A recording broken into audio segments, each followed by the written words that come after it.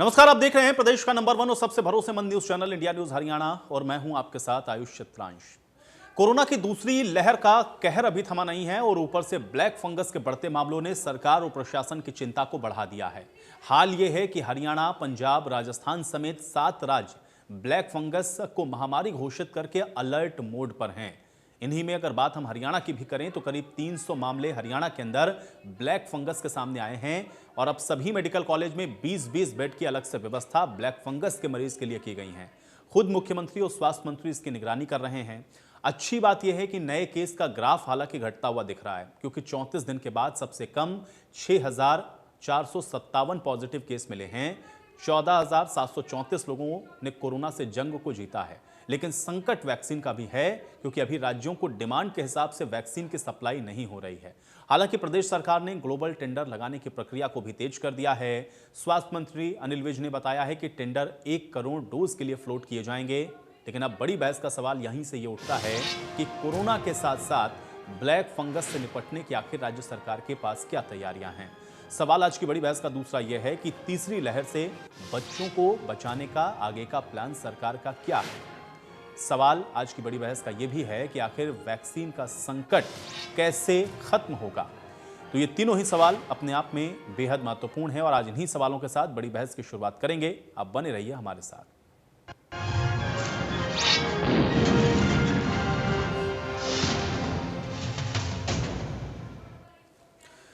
तो आज की बड़ी बहस की हम शुरुआत करें, लेकिन उससे पहले आइए आपको ग्राफिक के जरिए प्रदेश के ताजा हालात के बारे में भी जानकारी दे देते हैं। आज किस तरीके की स्थितियां हैं और क्या कुछ आज हुआ है, ये भी आप समझें। महामारी अलर्ट सुरक्षित हरियाणा की अवधि को 24 मई सुबह 5 बजे तक के लिए बढ़ा दिया है। ये जानने वाली जरूरी बातें हैं।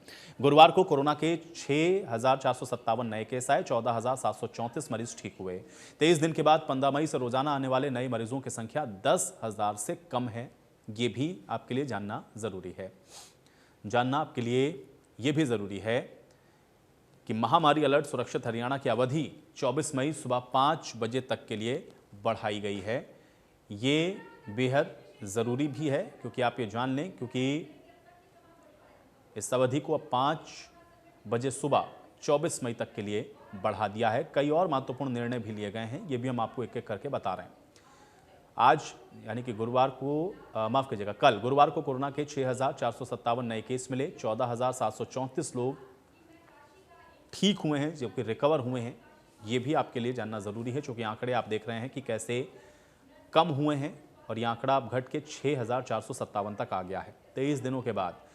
15 मई से रोज़ाना जो नए संक्रमित केस हैं उनकी संख्या 10,000 से कम है, यानी कि ये आंकड़ा 10,000 के नीचे है। 15 मई के बाद से लगातार 10,000 से कम केस हरियाणा के अंदर प्रत्येक दिन रिपोर्ट किए गए हैं और ये एक अच्छा सूचक है, एक अच्छा संकेत है कि आंकड़े अब घट रहे हैं। प्रदेश में अब तक 51,29,363 लोगों का टीकाकरण हुआ है, यानी कि ये वैक्सीनेशन का जिक्र है। इसमें 51,29,363 लोग ऐसे हैं जिनको कोरोना का टीका यानी कि वैक्सीन लग चुकी है। ये भी आंकड़ा आपके लिए जानना जरूरी है। दवा भंडार में 61,350 रेमडेसिविर हैं, 331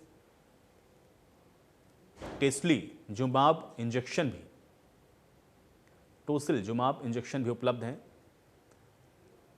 और ये सब भी आपके लिए जानना इसलिए ज़रूरी है क्योंकि दवाइयों को भी लेकर के आप देख रहे हैं कि विगत दिनों स्थितियां कैसी बनी थी, लेकिन अब इसको पूरी तरह से सही किया गया है। 10,798 लोगों के घरों तक ऑक्सीजन के सिलेंडर्स को भी पहुंचाया गया है।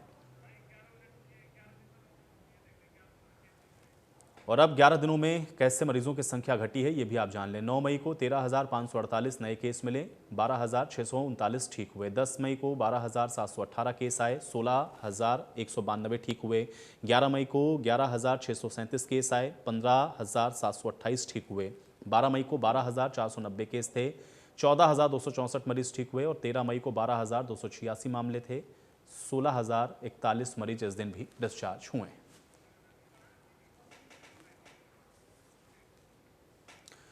तो इन सब के बीच में मुख्यमंत्री मनोहर लाल भी हर स्थिति पर लगातार नजर बनाए हुए हैं और मुख्यमंत्री ने अधिकारियों के साथ बैठक भी की है। इसमें निर्देशित मुख्यमंत्री ने क्या किया है, ये भी हम आपको दिखाते हैं। तो ब्लैक फंगस से इलाज के लिए हर मेडिकल कॉलेज में 20 बेड को रिजर्व रखें, ये निर्देशित मुख्यमंत्री ने किया है। गांव में सर्वे करने वाली टीम का वैक्सीनेशन प्राथमिकता के साथ होना चाहिए, ये बात भी कही गई है। कोरोना के बाद वाली समस्याओं के लिए विशेष क्लिनिक बनाने की बात है, ये भी एक बड़ा निर्णय लिया गया है क्योंकि पोस्ट कोविड कॉम्प्लिकेशंस भी हैं। लगभग 10,000 ऑक्सीजन सिलेंडर घरों तक पहुंचाए गए हैं। ये तमाम ऐसे महत्वपूर्ण निर्णय हैं और निपटने की तैयारियां हैं जो कि आज किए गए हैं।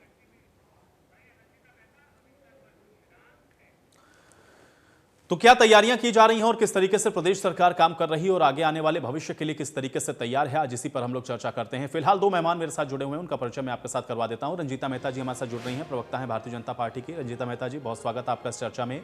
और निकिता अरोड़ा जी हमारे साथ मौजूद हैं, कांग्रेस पार्टी की प्रवक्ता हैं। निकिता अरोड़ा जी, आपका भी बहुत स्वागत है। रंजीता जी, चर्चा की शुरुआत मैं आपसे ही करता हूं, चूंकि आज हम लोगों ने देखा मुख्यमंत्री ने भी समीक्षा बैठक के बाद कई महत्वपूर्ण निर्णय लिए, चाहे उसमें बीपीएल परिवार वाले जो कोरोना पॉजिटिव पेशेंट्स हैं उनका पूरी तरीके से खर्च उठाने की बात हो, या फिर विशेष फोकस अभी करना है किस तरीके से आगे आने वाली चुनौतियों को लेकर के। कई महत्वपूर्ण फैसले लिए गए, लेकिन अभी भी जनता के जहन में बहुत सवाल हैं। लोग जानना भी चाह रहे हैं कि किस तरीके से और किन तैयारियों के साथ जो थर्ड वेव का जिक्र हो रहा है उसको कितना लेकर के आप लोग तैयार हैं और कोरोना से निपटने के लिए भी क्या इंतजामात हैं। मैं चाह रहा हूं कि थोड़ा सा आप इस पर रिएक्शन दें अपना। देखिए, निश्चित तौर पर इस प्रदेश के मुखिया को बहुत ही चिंता है प्रदेश के हर इंसान की। अगर उसको कोरोना का संक्रमित होता है तो उसको कैसे बचाना है और उसका इलाज कैसे करना है, जिसके चलते जब शुरुआत में ही महामारी आई थी तो किसी ने नहीं सोचा था कि इतना भयंकर रूप लेगी। उसके बावजूद बहुत ही जल्दी से इसके ऊपर एक्शन लेते हुए हमने न केवल बेड का अरेंजमेंट किया बल्कि साथ में ऑक्सीजन की जो कमी महसूस हो रही थी उसकी पूर्ति भी की गई, वेंटिलेटर के बेड भी अरेंज किए गए। और जो सबसे लेटेस्ट जो महामारी और चैलेंज हमारे आगे आया है वो ब्लैक फंगस के नाम का है। तो ब्लैक फंगस की तैयारी के लिए भी ऑलरेडी सरकार जुट चुकी है, तो किसी भी तरीके की घबराने की जरूरत नहीं है। हमारे पास पर्याप्त इंतजाम है और जो 2 इंजेक्शन सबसे ज्यादा इम्पोर्टेंट है इसके लिए वो देश रूपी वहां पर ऑर्डर हो चुके हैं और ऑलरेडी 12,000 इंजेक्शन की डिमांड हमारे हरियाणा सरकार ने सेंटर को दे दी है, जो कि निश्चित तौर पर जल्दी ही हमें मिल जाएंगे। और जितने भी मरीज हमारे पास ऑलरेडी एडमिट है उनके लिए ऑलरेडी 4 वायर्स जो है वो ऑलरेडी सुरक्षित कर दी गई है ताकि किसी भी मरीज को इंजेक्शन की कमी महसूस ना हो। और उसके अलावा हमने अलग अलग सेंटर्स बनाए हैं इसकी तैयारी के लिए। आज 37,000 लोगों की आर्मी तैयार की गई है, जिस आर्मी के अंदर वो जो एम्प्लॉइज हैं वो हेल्थ से रिलेटेड नहीं है, उसके अलावा लोगों को ट्रेन किया गया है, चाहे वो टीचर्स हैं चाहे वो डेंटल सर्जन हैं, उन सबको इस तरीके की ट्रेनिंग दी गई है कि अगर जरूरत पड़ती है कि पूरी की पूरी जो ये आर्मी है ये फोर्स में आ जाएगी और फील्ड में उतर जाएगी और किसी भी इंसान को कोई भी दिक्कत परेशानी की जरूरत नहीं पड़ेगी। 3 तरीके के इंतजाम किए गए हैं, जिसके अंदर एक के अंदर सर्वे और स्क्रीनिंग कमेटी बनाई गई है, जिसके अंदर टीचर्स, आंगनबाड़ी, आशा वर्कर्स, इन सबको इंक्लूड किया गया है ताकि वो घर घर जाके स्क्रीनिंग करे और चेक करे, सर्वे करे कि अगर कोई भी ऐसा पेशेंट ग्रस्त है जिसको ये शिकायत है तो तुरंत उसको आइसोलेशन सेंटर तक पहुंचाया जाए। तो आइसोलेशन सेंटर एक दूसरा हमारा इनिशिएटिव है जिसके अंदर पंचायत घरों को, वहाँ के चाहे वो आंगनबाड़ी सेंटर्स हैं, वहाँ को आइसोलेशन करके वहाँ पर पेशेंट को रखा जाएगा और उसकी पूरी जांच की जाएगी, उसके पूरे टेस्ट किए जाएंगे और उसका रैपिड एंटीजन टेस्ट भी होगा। और उसके बाद अगर वो पॉजिटिव पाया जाता है उसके बाद उसके इलाज के लिए जो तीसरा स्टेप है वो हमारे मेडिकल कॉलेजेस के अंदर, जहाँ पे हमारे एक्सपर्ट्स हैं, जो ईएनटी एक्सपर्ट्स हैं, इस स्पेशल इस बीमारी को रिलेटेड जो डॉक्टर्स हैं वो उनका इलाज करेंगे। और हर मेडिकल कॉलेज के अंदर 20-20 वार्ड जो है, बेड जो है वो आरक्षित कर दिए गए हैं ताकि किसी भी पेशेंट को बेड की कमी महसूस ना हो और उसकी ट्रीटमेंट जो है वो इमीडिएटली हो सके। तो हर तरीके से जो है सरकार बिल्कुल तैयार है और इसके लिए कमेटी भी बनाई गई है बाकायदा, जिसके अंदर 4 मेन डॉक्टर्स को लिया गया है, जिसमें doctor RS Chauhan, doctor Sukhdeep Kaur, doctor Indu Mohan Rastogi और डॉक्टर जगदीप सिंह। तो सभी एक्सपर्ट्स को इस पे लगा दिया गया है। और मैं ये कहना चाहती हूँ आपके चैनल के माध्यम से कि आप बिल्कुल सुरक्षित हाथों में हैं, आपको बिल्कुल भी चिंता करने की जरूरत नहीं है। आपके प्रदेश का मुखिया 24 आवर्स आपके लिए चिंतित है और फील्ड में है और जहां पर भी किसी भी की कमी। रंजीता जी, मैं भी यही उम्मीद करता हूं कि प्रदेश के अंदर प्रदेशवासी कम से कम सुरक्षित रहें, जो बातें आप कह रही हैं वो भी सही तरीके से और प्रॉपर एग्जीक्यूशन के साथ लोगों तक पहुंचते रहें ताकि इस समय जो मौजूदा स्थिति है उससे निपटा जा सके। कुछ और मेहमान भी मेरे साथ जुड़ गए, उनका परिचय करवा देता हूं, फिर चर्चा में आगे बढ़ते हैं। सुखवंत सिंह जी हमारे साथ जुड़ रहे हैं, प्रवक्ता हैं इंडियन नेशनल लोकदल के। सुखवंत सिंह जी, बहुत स्वागत है आपका इस चर्चा में। और डॉक्टर वीरेंद्र यादव जी हमारे साथ जुड़ रहे हैं, सीएमओ हैं गुरुग्राम के। डॉक्टर वीरेंद्र यादव जी, आपका भी बहुत स्वागत है। निकिता जी, मैं आपके पास आ जाता हूं क्योंकि रंजीता जी ने पूरा विस्तार पूर्वक समझा दिया कि भाई देखिए हमने ये इंतजाम किए हैं, हमारी प्रॉपर प्लानिंग ये है, हम ऐसे आगे भविष्य में करने वाले हैं और अभी मौजूदा स्थिति क्या है। लेकिन आपको लग रहा है किस तरीके की स्थितियां हैं ग्राउंड के ऊपर, निकिता जी? जी पहले तो मैं ये कहूँ, अगर इनको वाकई में चिंता होती है तो ये सेकेंड वेव जिस तरीके से हमारे प्रदेश के लोगों को जितनी हमारी तबाही हुई है सेकेंड वेव के वजह से इस प्रदेश में, वो ना होती। ये लोग बातें बहुत बड़ी बड़ी करते हैं, दावे बहुत बड़े बड़े करते हैं, बट आप ग्राउंड लेवल पे जाके देखिए कि क्या वास्तविकता है। मैं आपको बताती हूँ कि क्या वास्तविकता है। आज भी ऑक्सीजन की कमी पूरे प्रदेश में महसूस की जा रही है। ब्लैक में निकिता जी प्लीज चैनल पर बैठकर मैं आपसे गुजारिश करूंगी, एक सहयोगी बनकर काम कीजिए, एक अच्छे सहयोगी बनकर आंकड़े दीजिए, ना जनता को गुमराह कीजिए और ना ही झूठ बोलिए। अगर आप मेरी बात मुझे रखने नहीं देंगे तो फिर मैं इस डिबेट में नहीं, बिल्कुल नहीं निकिता जी, आप अपनी बात रखिए, मैं पूरा समय आपको दे रहा हूं। और अगर आपको लग रहा है कि ऑक्सीजन की कमी या इस तरीके की स्थितियां हैं तो मैं बिल्कुल चाहूंगा कि आप इस डिबेट के माध्यम से बताएं कहां पर समस्या है, ताकि उसका निराकरण यहीं से हो। निकिता जी, मैं बहुत ही रिस्पॉन्सिबली ये बातें रखना चाहूंगी। जो वास्तविकता है वो बिल्कुल ही विपरीत है। जो ये लोग दावे कर रहे हैं उसके बिल्कुल विपरीत है। गुड़गांव में आइसोलेशन सेंटर्स की अगर हम बात करें, आइसोलेशन सेंटर की हालत अगर आप जाके देखेंगे तो आपको रोना आएगा। वहाँ पे किस तरीके से रैट्स घूमते हैं, जिस तरीके के बाथरूम की हालत है, वहाँ पे पानी तक नहीं आता है। उन आइसोलेशन सेंटर्स में कोई भी डॉक्टर या नर्स नहीं आती है। तो ये वास्तविकता है आइसोलेशन की। ऑक्सीजन सिलेंडर्स की कमी आज भी है। ब्लैक मार्केटिंग बहुत ज़्यादा हो रखी है। 10,000 रुपए से लेके 50,000 रुपए तक में ऑक्सीजन सिलेंडर्स बिक रहे हैं यहाँ पर। मैं रोज बाकायदा की 40 हॉस्पिटल के साथ रोज अपडेट लेती हूँ और वो सब यही बात इसकी पुष्टि करते हैं कि वो लोग डरते हैं कि किसी न किसी समय में ऑक्सीजन की कमी हो जाएगी और हम अपने पेशेंट्स को नहीं बचा पाएंगे। ये वास्तविकता है। तीसरी बात, रेमडेसिविर की आज तक पूर्ति नहीं हुई है। आज भी शॉर्टेज है सप्लाई में। तो और ब्लैक मार्केटिंग इतनी हो रही है रेमडेसिविर की कि 50,000 से लेके 2 लाख रुपए में रेमडेसिविर बेची जा रही है। हालांकि अगर आप देखें, अगर ट्रीटमेंट लाइन ऑफ ट्रीटमेंट देखें रेमडेसिविर का, तो 6 वाइल्स आपको एडमिनिस्टर करने होते हैं। और आप मान लीजिए अगर आपका एक इंजेक्शन, नहीं बिल्कुल सही बात है। लेकिन निकिता जी देखिए, मैंने पहले भी आपको कहा कि मैं चाह रहा हूं कि स्पेसिफिकली आप इस चीज को बता दें। देखिए, एक तो ऑक्सीजन वाली बात, क्योंकि ये कह रहे हैं कि हम घर तक होम डिलीवरी भी कर रहे हैं, या ऑक्सीजन की कोई क्राइसिस नहीं है। अगर स्पेसिफिक कोई आप बता पाए कुछ केसेस, या कहीं पर अगर कोई पेशेंट परेशान हो रहा है, तो मैं चाह रहा हूं कि उसका अभी समाधान हो जाए। दूसरा, रेमडेसिविर को लेकर के भी अगर दिक्कत है, कोई स्पेसिफिक आप बता पाए, मैं चाह रहा हूं थोड़ा सा डाटा के साथ बता दें ताकि वो समाधान हो, उस शख्स तक वो तमाम सुविधाएं पहुंचनी चाहिए। निकिता जी, राजनीति से थोड़ा ऊपर उठ के, अगर वाकई में इस तरीके की दिक्कतें हैं, मैं चाह रहा हूं कि स्पेसिफिक आप बता दें। निकिता जी, मैं वही आपको यहीं पे स्पेसिफिकली ही मैं आपको बता रही हूँ, क्योंकि मैं रोज लगभग 200 SOS कॉल्स मैं खुद ले रही हूँ। तो मुझे ये पता है और इसीलिए मैं आपके चैनल के माध्यम से ये बातें रखना चाह रही हूँ। मैं अभी भी दरख्वास्त कर रही हूँ हमारे मुझे बोलने का मौका दे प्लीज डिनायल मोड से बाहर निकलिए। ये एटलीस्ट एडमिट कीजिए कि प्रॉब्लम है। आप शमशान घाट जाके देखिए, वहाँ पे लाइनें आज भी लगी हुई है, टोकन मिलने में बहुत दिक्कत हो रही है। आप देखिए कि ये वास्तविकता है। जो ये बता रहे हैं वो वास्तविकता नहीं है। दूसरी बात, निकिता जी, आपको सावन के हंधे की तरह सब कुछ हरा हरा नजर आता है। देखिए, गलत बातें ना हम सुनेंगे ना। नहीं रंजीता जी, देखिए मैं कई बार उनसे स्पेसिफिक पूछ रहा हूँ। ठीक है, देखिए अगर उनके पास कोई स्पेसिफिक जानकारी होगी तो ठीक है, नहीं तो मैं इसको मान के चलूंगा कि ओवरऑल वो एक ओवरऑल एक परसेप्शन बता रही हैं। लेकिन मैं बार बार कह रहा हूँ कि स्पेसिफिक मुझे बता दें, पेशेंट का नाम बता दें। निकिता जी, मुझे बताएं कि वो पेशेंट कहाँ पर है, किसको दिक्कत हो रही। क्योंकि आपने कहा कि आप दिन भर में कम से कम 20 कॉल ऐसी अटेंड कर रही हैं, उसमें से 2-4 नाम और उसमें से वो पेशेंट कहाँ एडमिट है उसका आप पता बताते चलें साथ में, ताकि उसको तत्काल सुविधा मिल जाए, जिसको ऑक्सीजन नहीं मिल रही, जिसको रेमडेसिविर नहीं मिल रहा। एक सेकंड रंजीता जी देखिए, ये बहुत गंभीर विषय है, ये बहुत गंभीर विषय है।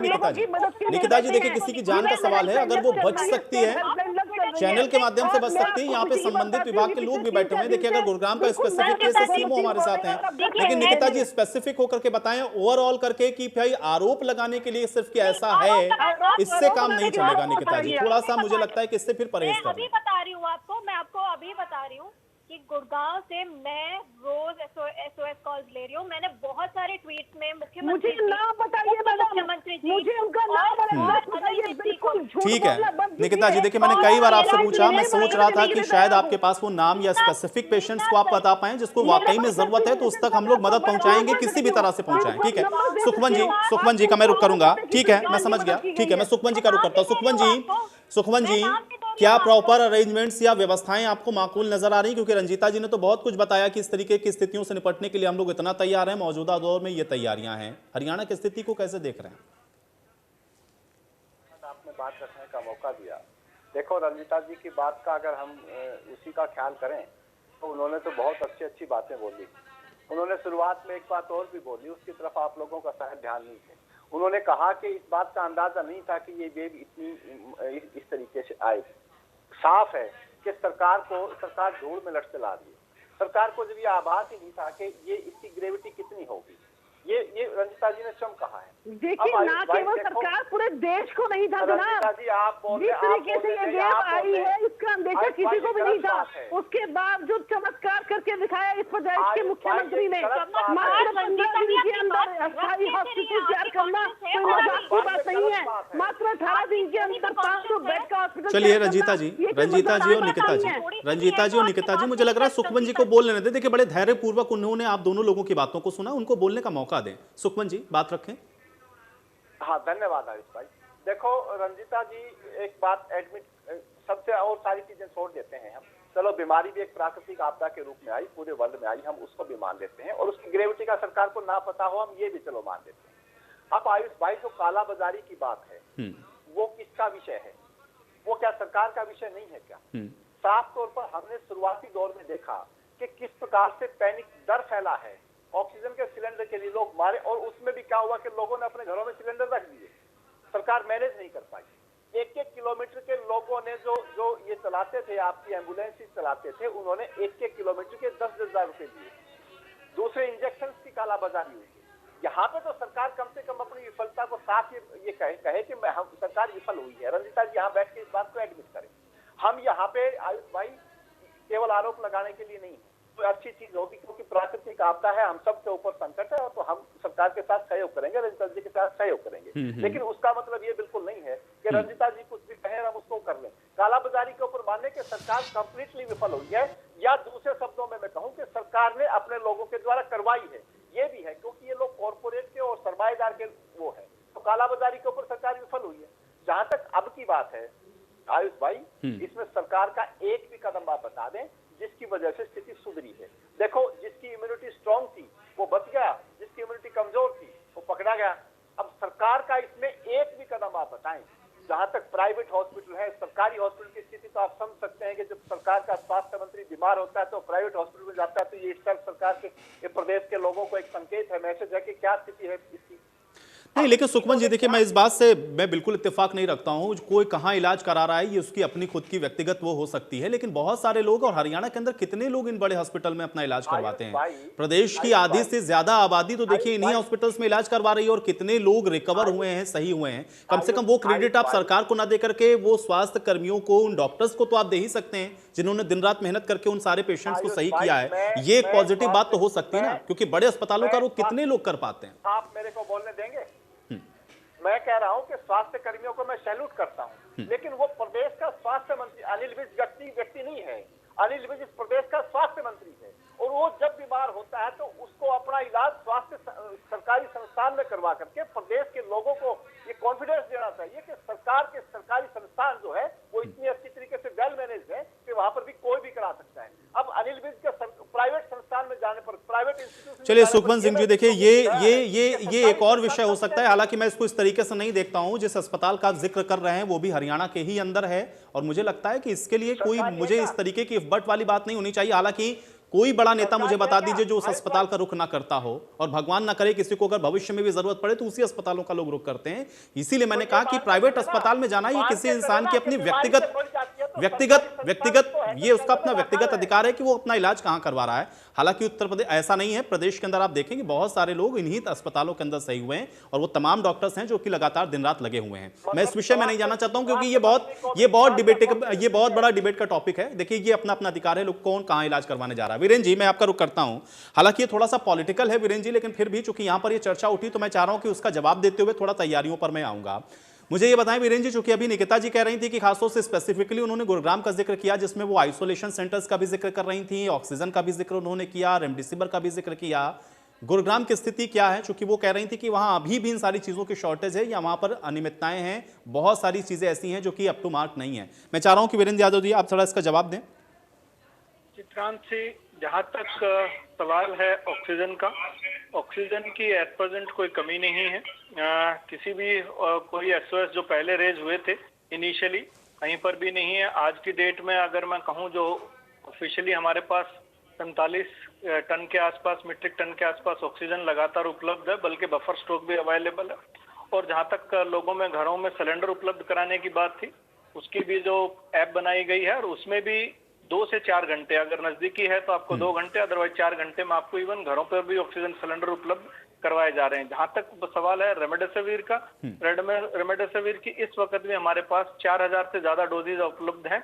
अगर किसी को भी आवश्यकता है तो वो कोई भी प्राइवेट हॉस्पिटल, सरकारी हॉस्पिटल तो ऑफकोर्स हम डायरेक्ट दे ही रहे हैं, उनको फ्री ऑफ कॉस्ट चाहिए, और कोई भी प्राइवेट हॉस्पिटल कमेटी को अगर देता है, डेली अप्रूव कर दी जाती है और उसी दिन उनको अप्रूव कर प्राइवेट हॉस्पिटल अपने जो है पेमेंट के बेसिस पे जो मिनिमम फिक्स कर रखा है, जिसकी भी ट्रांसपेरेंसी है, वो आप प्रत्येक पेशेंट की 6 जो रेमडेसिविर की डोजेज हैं वो उपलब्ध है। और आज भी, इस वक्त भी, आज शाम तक में हमारे पास 4300 के करीब रेमडेसिविर अवेलेबल है। कोई भी रेमडेसिविर हमें अप्लाई कर ले सकता है, उसमें कोई इश्यू नहीं है। अब डॉक्टर वीरेंद्र यादव जी, थोड़ा सा ब्लैक फंगस को लेकर के भी मैं चाह रहा था कि जिक्र हो जाए, उसके बाद मैं पॉलिटिकल चर्चा में आगे बढ़ूंगा। ब्लैक फंगस को लेकर के इस समय मौजूदा दौर के अंदर, खासतौर से गुरुग्राम के अंदर भी बहुत सारे पेशेंट रिपोर्ट किए गए हैं। कैसे इस चुनौती से आप लोग निपट रहे हैं? प्लानिंग क्या है, क्या निर्देशित आप लोगों को किया गया? मैं चाह रहा हूं कि थोड़ा सा इस विषय को भी आप बताएं। बिल्कुल चित्रांश, ये एक नया इश्यू जो है कोविड में पिछले कुछ दिनों से उभरा है, और 16 मई को आपको याद होगा कि इसको नोटिफाइबल डिजीज डिक्लेयर कर दिया गया था। और 16 मई से ही हमने सभी प्राइवेट हॉस्पिटल्स को एक हिदायत जारी की थी। उनको एक गूगल स्प्रेडशीट जिसको कहते हैं, हमने उनको इश्यू किया था, जिसपे उनको सभी को अपने केसेस अपलोड करने थे। तो बारी बारी से अपने केसेस अपलोड करे जा रहे हैं। ये नहीं कहा जाएगा कि वो प्रतिदिन नए केस आ रहे हैं। अगर मैं कहूँ जो टोटल केसेस अभी तक उनके हैं तो हॉस्पिटल्स उस पर अपलोड कर रहे हैं। और आज शाम तक का अगर बात करी जाए तो कुल मिलाकर स्टेट में 340 के करीब जो हैं ब्लैक फंगस के केस या म्यूकोरमाइकोसिस के केसेस इस पोर्टल पे अपलोड किए गए हैं। और गुरुग्राम में 156 के जो हैं करीब वो केसेस अपलोड कर दिए गए हैं। और साथ में इसमें कुछ और चीजें भी की गई हैं, क्योंकि म्यूकोरमाइकोसिस का जो मेन कारण है, मैं यहाँ साथ में लोगों को बताना चाहूंगा, कोविड क्या एक साइड इफेक्ट के तौर पे कहूँ या उसके बाद ठीक होने के बाद भी म्यूकोरमाइकोसिस हो सकता है। यूजुअली जो स्टीरॉइड्स हैवी स्टिफ डोजेज हम यूज करते हैं, डायबिटिक है, अनकंट्रोल्ड डायबिटीज है, और जैसा आप सभी जानते हैं कोविड में हम टोस्लिजुमैब या इम्यूनोमोड्यूलेटर्स ड्रग्स भी यूज करते हैं। ओवरऑल इम्यूनिटी भी कम हो जाती है। इसके अलावा जो कैंसर या मैलिग्नेंसी के केसेस हैं, HIV या अगर मैं एड्स के केसेस कहूँ, उनके साथ भी जहाँ इम्यूनिटी कॉम्प्रोमाइज होती है, उन केसेस में म्यूकोरमाइकोसिस होने के चांसेस बढ़ जाते हैं।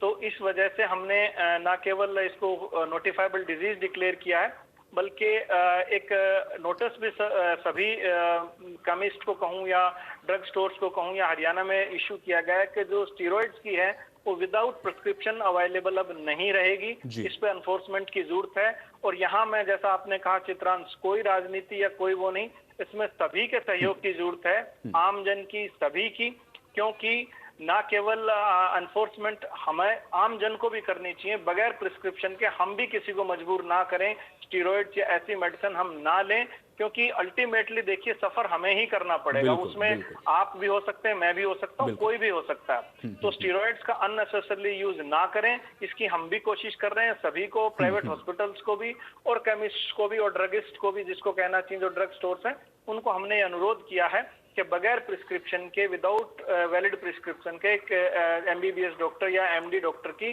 प्रिस्क्रिप्शन के बगैर स्टीरॉइड्स ना दें। और इसको जैसे हमने रेमडेसिविर और टोस्लिजुमैब की कमेटी बनाई थी, ऐसे ही एम्फोटेरेसिन भी जो ब्लैक फंगस के लिए मेडिसिन है, इसको भी हमने कमेटी बनाई और इसको भी कंट्रोल ड्रग के तौर पे इस्तेमाल किया जा रहा है। और चंडीगढ़ में आपको डेली हॉस्पिटल को अपनी मेल करनी होती है और वहीं पर कमेटी जो बनाई गई है वो डिसाइड करती है कि क्या इस पेशेंट को इस जो उसके इन्वेस्टिगेशंस हैं या उसके CT स्कैन है या एक्सरे है या बायोप्सी है कि जी। उसके आधार पर एम्फोटेरेसिन मिलनी चाहिए, जी। तो उसी हिसाब से उनको वायल्स इश्यू कर दी जाती हैं। और यहाँ ये इंश्योर किया जाता है कि प्राइवेट हॉस्पिटल ही खुद पैसे जमा करवाए, जो कि एक मिनिमल अमाउंट है जो फिक्स है, और उस पेशेंट के लिए वो एम्फोटेरेसिन भी इश्यू करवा सकता है। बिल्कुल। रंजीता जी जवाब दें अब आप। देखिए, निश्चित तौर पे आपको अब सेटिस्फेक्शन हो रही होगी कि कौन सच बोल रहा है कौन झूठ बोल रहा है। तो जिस तरीके से विपक्ष जो है सिर्फ राजनीति करने के बाद राजनीति कर रहा है वो ना करे। हर चीज पूरी सिस्टमेटिकली चल रही है और बकायदा 4 लोगों को एक जिले पर लगाया गया है, वहाँ के डीसी को, वहाँ के सीएमओ को, वहाँ के सीएस ऑफिसर को और वहाँ के मंत्री को किसी भी चीज की किसी प्रकार की भी कमी 1% भी नहीं होने दी जाती। इसके अलावा स्वास्थ्य मंत्री जो है उनके द्वारा 5000 किट्स बांटी गई हैं। वो घर पे लोग बैठ होकर अपने आप को ठीक करना चाहते हैं। एक दवाई घर पर पहुंचाई जा रही है। ऑक्सीजन जैसे कि उन्होंने बताया हमारे पास ऑलरेडी सरप्लस है और दो स्टॉक है। 1% भी किसी भी हॉस्पिटल के अंदर एक भी शिकायत नहीं है ऑक्सीजन को लेकर।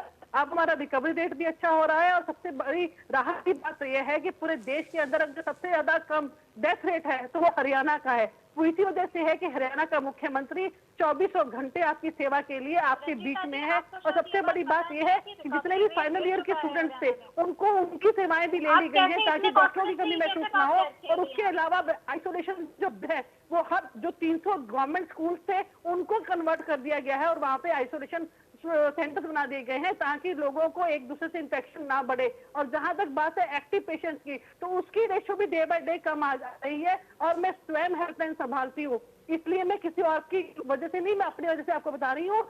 खुशी की बात है कि पिछले 3 दिन से तकरीबन नेग्लिजिबल केसेस जो हैं वो हमारे को रिपोर्ट हो रहे हैं। सिर्फ वैक्सीनेशन की इंक्वायरी का दुख आ रही है, उसके अलावा सब चीजें हर जगह पर बिल्कुल सुचारू रूप से चल रही हैं। और जिले वाले बड़ी बेखूबी से जो है अपनी सेवाएं दे रहे हैं और स्टेट जो है उसके ऊपर मॉनिटरिंग अलग से कर रही है। मैं इस बात के लिए हैरान हूँ कि सिर्फ राजनीति के लिए आप राजनीति कर रहे हैं, राजनीति करके आप ये कोशिश करते हैं कि राजीव गांधी का जन्मदिन मना लो, आज की पुण्यतिथि मना लो, आज उसके ऊपर केले बांट लो, उसके ऊपर केक काट लो। तो आप ये काम करना बंद कीजिए और अफवाहें फैलाना बंद कीजिए। हरियाणा पूरा कंट्रोल स्थिति के अंदर है और पूरे सुरक्षित हाथ में है। और एक इंसान की कीमत जो यहाँ का मुख्यमंत्री है वो जानता है कि उसको कैसे बचाना है और उसको कैसे सुरक्षा प्रदान करनी है। तो निश्चित तौर पर जो जिस तरीके का विपक्ष भूमिका निभा रहा है वो भूमिका ना निभाए और जिस तरीके से वो बार-बार किसानों को भी भड़का रहा है दूसरी तरफ आपके ऊपर। चलिए रंजीता जी, देखिए विपक्ष का अपना काम है, विपक्ष अपना काम कर रहा है। सत्ता पक्ष अगर अपना काम करे तो मुझे लगता है कि विपक्ष को ये मौका ही ना मिले कि वो इस तरीके की बातों को कह पाए। चलिए ठीक है निकिता जी अब मैं आपके सवाल पर आता हूं। ठीक है निकिता जी, मुझे बताइए, आपने कहा कि गुरुग्राम के अंदर स्पेसिफिकली आप बता रहे थे सीएमओ हमारे साथ नहीं बैठे हुए हैं, रेमडेसिविर की किसी की आवश्यकता है, किसी को ऑक्सीजन की आवश्यकता है, तो मैं चाह रहा हूं कि आप अभी तत्काल बताएं, उसका समाधान हो जाए। कम से कम उस शख्स तक वो जरूरत की सामान पहुंचना चाहिए। अगर उसको इंजेक्शन की जरूरत है, उसको ऑक्सीजन बेड नहीं मिल पा रहा है, कहां पर ये दिक्कत है उसको बता दें। देखिए, मैं पूरी की पूरी लिस्ट में सीएमओ साहब को मैं भेजूंगी। वास्तविकता अभी भी यही है। आप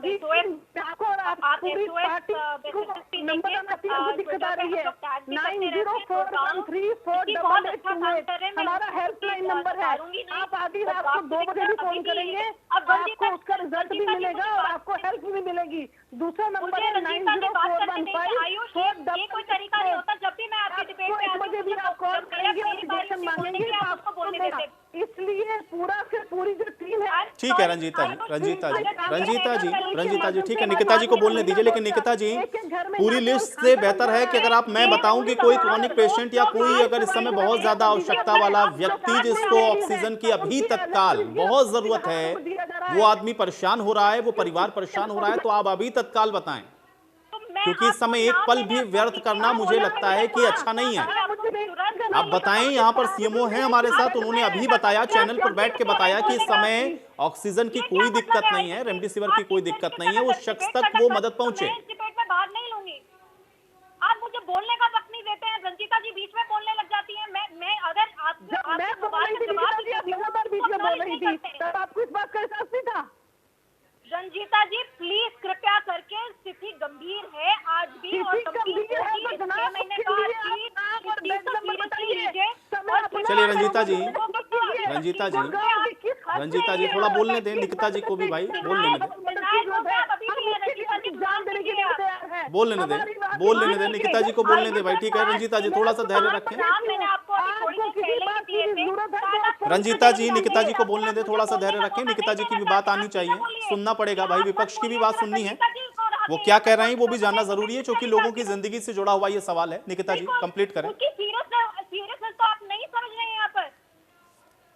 बहुत बहुत दुख होता है मुझे यहाँ पर कि सरकार 24 घंटे पिछले 2 महीने से, जब से लोग इतना तड़प रहे हैं हर चीज के लिए, और हम खड़े होकर यहाँ पर ग्राउंड वर्क कर रहे हैं, वॉलंटियर कर रहे हैं कि लोगों को सुविधाएं हम उपलब्ध करा सके। यहाँ पर ये लोग डिनायल मोड से बाहर निकलने के लिए नाम ही नहीं लेते हैं। ये बहुत ही गंभीर विषय है रंजीता जी। जिस तरीके से आप यहाँ पर आके रोज डिबेट में और आपके साथी रोज आके यहाँ पर जिस तरीके से बोलते हैं कि किसी चीज की कमी नहीं है, आप सभी लोग जो आज की डेट में बहुत तकलीफ में हैं, उनका मजाक उड़ा रही हैं ऐसे बोलकर। आप नाम मैं ये कहने के लिए मैं यहाँ पे ऑन रिकॉर्ड बोलती हूँ कि डीसी गुड़गांव ने बहुत अच्छा काम किया है। जितने मुश्किल हालातों में उन्होंने बहुत पेशेंटली काम किया, पर उनके हाथ में भी क्या है, शॉर्टेज है, रही है शॉर्टेज, और ब्लैक मार्केटिंग हो रही है। आप मुझे बता दीजिए, अभी सीएमओ साहब ने भी बताया कि उन्होंने स्टॉक रखा हुआ है, आप जाइए, आप ले सकते हैं। बट मैं आपको आज गारंटी के साथ कह सकती हूँ, मई 14 मई को हमारी अध्यक्षा जी कुमारी शैलजा जी ने सीएमओ को खत भी लिखा था। उन्होंने कहा था कि हमारी जो एफोटेरिसिन जो मेडिसिन है जो ब्लैक फंगस में काम आती है, उसकी ब्लैक मार्केटिंग शुरू हो चुकी है। अभी तक कोई कार्रवाई की है इन लोगों ने? नहीं की है।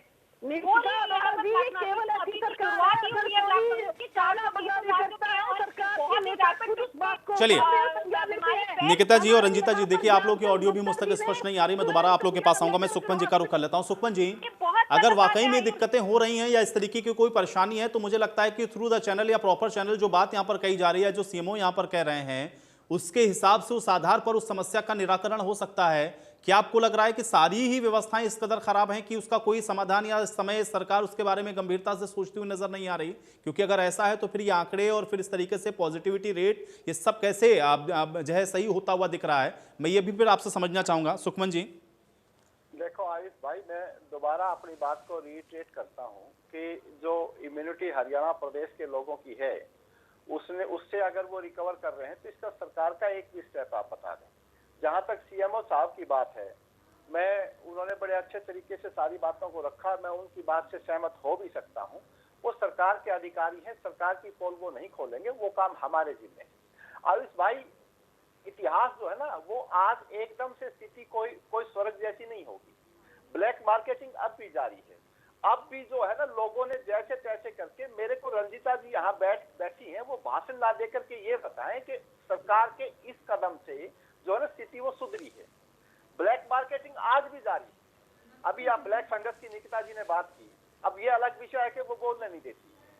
उसकी ब्लैक मार्केटिंग आयुष भाई सब चीजों की जारी है। आप देखिए, नारियल जो 40 रुपए में बिकता था, वो जाके 100 रुपए का हो गया।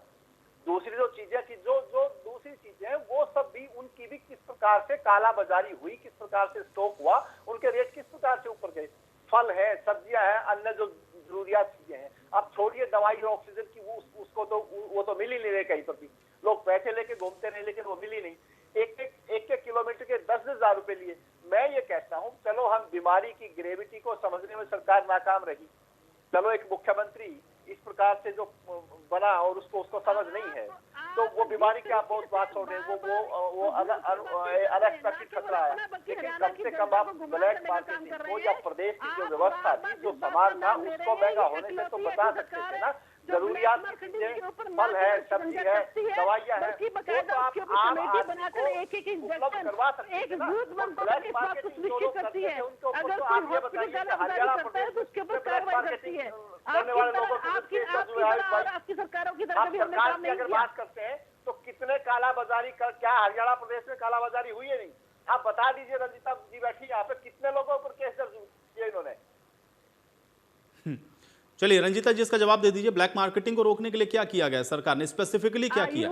हरियाणा की सरकार एक इकलौती ऐसी भाजपा की सरकार है जो अगर किसी बात की खबर मिलती है तो उसके ऊपर ना केवल संज्ञान लेती अरे है कितने बल्कि केस बकायदा दस्तियाब प्रेस है, कॉन्फ्रेंस बताओ। करने के बाद उन हॉस्पिटलों को नामजद करती है। आपको सबसे बड़ी एग्जांपल यहाँ के स्पीकर जो ज्ञानचंद गुप्ता जी हैं, हमें पता चला कि 2 सरकारी अस्पतालों ने ओवर चार्ज किया और बाद में डर के मारे उन्होंने ऑडिटिंग करके उसको चार्ज को कम किया। बकायदा प्रेस कॉन्फ्रेंस करके हमने उनके नाम उजागर किए, उनके खिलाफ संज्ञान लिया और उनके खिलाफ कार्रवाई की। हमारी सरकार इनकी तरह अपने भाई भतीजों की हॉस्पिटलों को बचाने का काम नहीं करती। जिस तरीके की इनकी अध्यक्षा, आज राजीव गांधी की पुण्यतिथि, आज राजीव गांधी की जन्मतिथि, उनको ही ये लोग खुश होते रहते हैं। आज मुझे एक बात का जवाब दे दीजिए, आज सेवा रसोई के माध्यम से पूरी भाजपा महिला मोर्चा एक एक घर में जहां पर कोरोना के पेशेंट्स हैं, वो खाना बनाने में असमर्थ हैं, उनके घर तक खाना पहुंचा रहे हैं। जहां पे प्रेग्नेंट लेडीज हैं, उनको अलग से पौष्टिक आहार जो उनको खाना चाहिए वो एक एक घर में पहुंचा रहे हैं।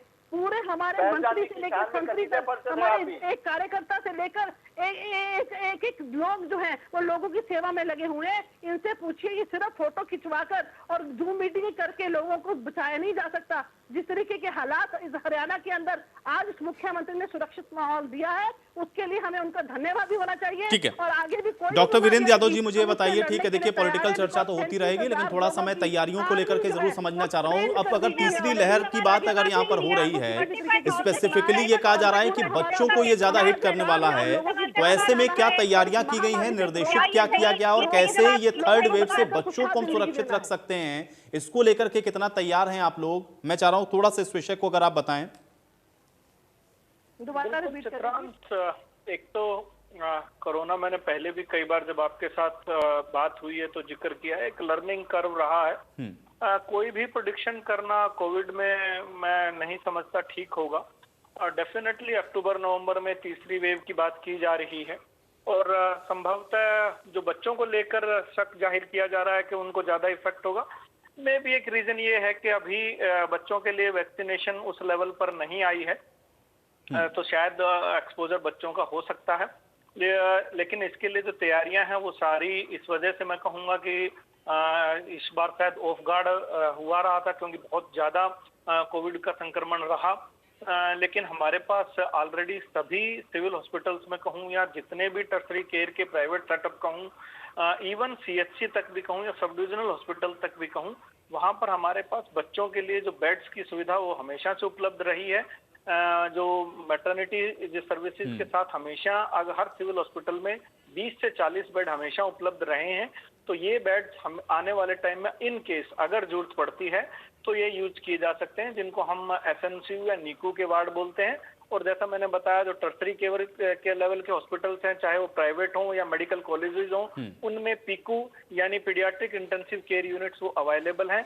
और जो इस बार हमने जो तैयारी की है, बहुत सारे चाहे वो एनजीओज ने की हो, सरकार ने की हो या अन्य संस्थाओं ने जो दान की हो या WHO या ऐसी एजेंसीज ने भी मदद की हो, ऑक्सीजन कंसंट्रेटर की। मैं तो नहीं चाहूंगा कि थर्ड वेव आए और बच्चे इसमें इफेक्ट हो, लेकिन मैं यहाँ ये जरूर बताना चाहूंगा, अगर ऐसा होता भी है तो ये ऑक्सीजन कंसंट्रेटर इस लेवल पे 5 से 10 लीटर पर बच्चों के टाइम पर यूज करना है, इनका काफी इफेक्टिव यूज हो पाएगा।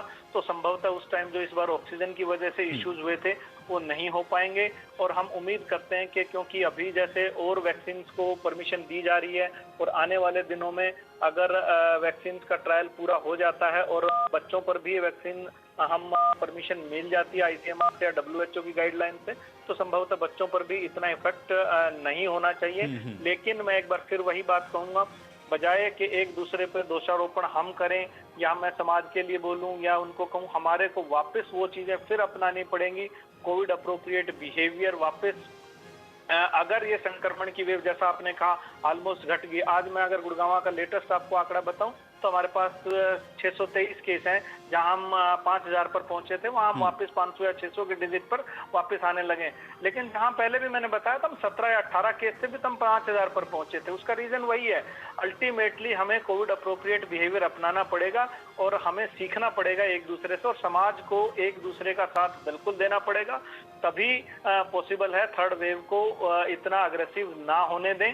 और ये तो होगा ही, जैसे मैंने बताया कि एलिमिनेट होने में किसी भी पेंडेमिक को एक मिनिमम टाइम पीरियड लगता है। यूजुअल पेंडेमिक की लाइफ 2 से 3 साल के बीच की रहती है। बिल्कुल। निकिता जी, आपकी बात अधूरी रह गई थी, ऑडियो नहीं आ रही थी, मैं चाह रहा हूँ कंप्लीट करें। जी आयुष, मैं यही कह रही थी कि कृपया करके पहले तो जो गवर्नमेंट है, हमारी सरकार है, वो डिनायल मोड से बाहर निकले। बहुत ही लैप्सेस हुए हैं। अगर वो लैप्सेस को नहीं रियलाइज करते या एक्सेप्ट करते तो जब थर्ड वेव आए, भगवान करे ना आए, बट अगर आए तो हम तैयारी के साथ उसको हम झेल सके। बहुत नुकसान हुआ है आयुष। आज भी मेरे पास SOS मैसेजेस आते हैं जो मैं बकायदा CMO, उप मुख्यमंत्री और हमारे जो स्वास्थ्य मंत्री हैं उनको फॉरवर्ड करती हूँ। आप बेशक जाके चेक भी कर सकते हैं इस चीज़ को। बाकी मैं एक और चीज़ दरख्वास्त यहाँ पे करना चाहूँगी। रंजीता जी ने सबसे पहले इन्होंने ये कहा था कि हम रैपिड एंटीजन टेस्ट करते रहेंगे, बट ये एक कॉमन नॉलेज है कि रैपिड एंटीजन टेस्ट जो है वो रिलायबल नहीं है। RT-PCR टेस्ट चलते रहने चाहिए और रैपिड टेस्टिंग होती रहनी चाहिए, जो घटी है। ये भी एक फैक्ट है जो आप खुद अपने एंड पर भी वेरीफाई कर सकते हैं। दूसरी बात ये है कि हमने 14 मई को इस चीज़ को हमारी प्रदेश की अध्यक्षा कुमारी शैलजा जी ने CM से भी लिखा था और दरख्वास्त की थी कि जो ये दवाई है एम्फोटेरिसिन जो यूज़ होती है ब्लैक फंगस के लिए, उसकी ब्लैक मार्केटिंग शुरू हो चुकी है। और कृपया करके इस चीज़ को सुनिश्चित करें कि इसकी सप्लाई में कभी शॉर्टेज ना हो, क्योंकि है। और अभी उन्होंने ग्लोबल टेंडर की भी बात करी जो ठीक है, मगर इस वक्त शॉर्टेज है और ब्लैक मार्केटिंग हो रही है, तो इसकी जांच पड़ताल शुरू हो जानी चाहिए। मैं इसलिए भी ये बात कह रही हूँ क्योंकि देखिए बहुत ही एक्सपेंसिव है कोविड का ट्रीटमेंट भी। आज भी अगर प्राइवेट हॉस्पिटल्स में आप अगर जाएंगे तो प्रतिदिन का जो आपका ट्रीटमेंट है वो 35,000 रुपीज का है और हर कोई इस चीज को नहीं अफोर्ड कर सकता है। तो इस बारे में गवर्नमेंट ने अभी तक कोई किसी तरह का स्टेप नहीं लिया है टू रेगुलेट जो हॉस्पिटल के जो ट्रीटमेंट के चार्जेस है उसको करने के लिए कुछ नहीं किया गया। तो आप सोचिए अगर एक ऑन एन एवरेज अगर किसी पेशेंट को 5 दिन भी रखना हो तो उसकी तो पूरी जिंदगी की जो है कमाई वो उसमें लुट जाएगी। तो आपको संवेदनशीलता हर वर्ग के नागरिक के लिए रखनी चाहिए। और वैक्सीन की भी अभी 2 दिन पहले हमारी चर्चा हुई थी, मैंने ये बात बोली थी कि वैक्सीन में जो ये डिफरेंशियल प्राइसिंग अलाउ की गई है, आज की डेट में फोर्टिस मैक्स जैसे हॉस्पिटल में 1500 तक के शॉट लग रहे हैं शॉर्टेज के बावजूद। पहले तो स्लॉट मिलता ही नहीं है, बट अगर स्लॉट मिलता भी है तो उनको इतना पैसा देना पड़ता है एक शॉट के लिए। तो आप क्या चाहते हैं कि हमारे जो पिछड़े स्तर के लोग हैं, जो कम आमदनी वाले लोग हैं, वो इस चीज को अफोर्ड कैसे कर सकते हैं? तो इस चीज को रेगुलेट क्यों नहीं किया जा रहा है? इन्होंने डिफरेंशियल प्राइसिंग को क्यों अलाउ किया? वो एक ठीक है, कुल मिला के निकिता जी तो डिनायल मोड में ना जाएं। दूसरा ये है कि रेगुलेट हूं प्राइवेट हॉस्पिटल्स भी और वैक्सीनेशन भी। ठीक है, मैं रंजीता जी से जवाब लेता हूं। कोई नहीं कर सकता। ठीक है, रंजीता जी जवाब दें। देखिए मुझे ये लगता है कि या तो निकिता जी हरियाणा के अंदर रहती नहीं है, या अगर रहती है तो शायद अपनी व्याख्या कर दिया हो, चश्मा पहन कर आती है। क्योंकि जिस तरीके के आंकड़े और बातें कर रही है, हर चीज का ऑलरेडी समाधान यहाँ के मुख्यमंत्री ने कर रखा है। जहाँ पर ये ओवर चार्जिंग की बात कर रही है, वहाँ पर सुनिश्चित किए हुए हैं बेड के रेट, वहाँ पे अप्रूव्ड हॉस्पिटल और अनअप्रूव्ड हॉस्पिटल उन तक के भी रेट फिक्स किए गए हैं। वहाँ पे बेड भी फिक्स किया गया है, वहाँ पे वेंटिलेटर के रेट भी फिक्स किए गए हैं। कहीं भी अगर ओवर चार्जिंग की शिकायत आती है तो इमीडिएटली संज्ञान लेकर हम हॉस्पिटल के खिलाफ कार्रवाई करते हैं। और जिस तरीके की बातें ये कर रहे हैं कि डिनायल मोड में अगर इससे ज्यादा एक्टिव मोड में अगर कोई सरकार हो सकती है, और जहाँ पर इनकी सरकारें हैं, चाहे वो पंजाब है चाहे वो राजस्थान है, तो वहाँ के एग्जाम्पल उठा लीजिए और यहाँ के उठा लीजिए। सबसे ज्यादा पुख्ता अगर इंतजाम है तो हरियाणा के अंदर है, जहाँ पर पिछले साल अप्रैल के अंदर मात्र एक दिन में 881 टेस्ट होते थे।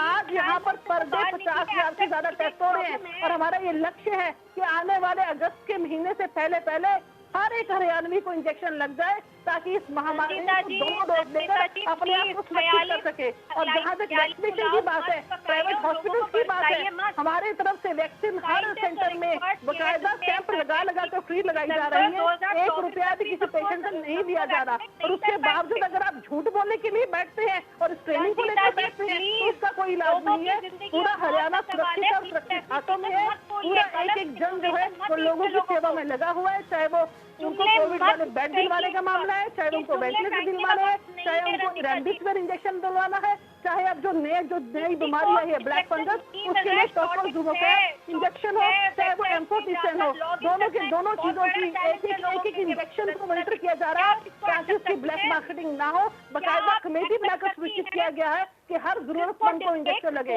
निखिता अरोड़ा जी, आप लोग झूठ बोलकर अपनी सरकारें पहले चलाते रहे हैं, ऐसा काम अब नहीं होता। ये भाजपा की सरकार है, हमारा काम जो है वो लोगों की सेवा करना है। चलिए ठीक है।